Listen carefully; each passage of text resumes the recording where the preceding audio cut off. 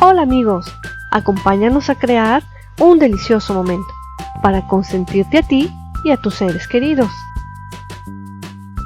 Necesitaremos 250 gramos de harina de trigo previamente cernida, 150 gramos de azúcar mascabado, un huevo, lunetas o chocolates de colores,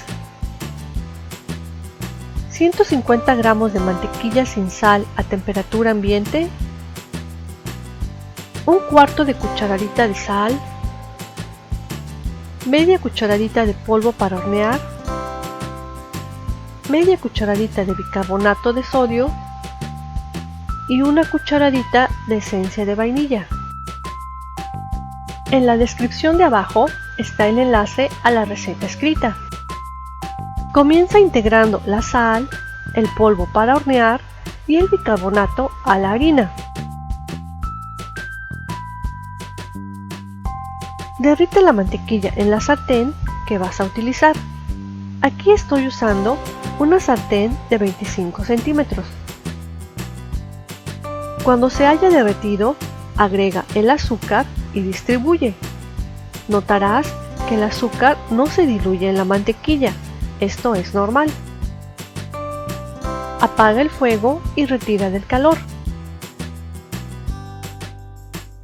Permite que se enfríe y agrega la preparación de harina.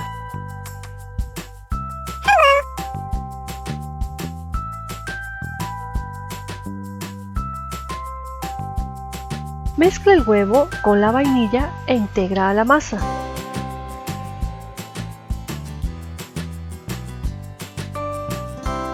Distribuye para darle forma de galleta gigante. Coloca los chocolates de colores por toda la superficie. Pon a fuego bajo en la estufa y cubre la sartén. Mantente al pendiente de la cocción. Se llevará un tiempo aproximado de 25 a 30 minutos en estar lista. Una vez que se enfríe, la puedes sacar de la sartén y está lista para disfrutarse. También la puedes decorar con chispas de chocolate.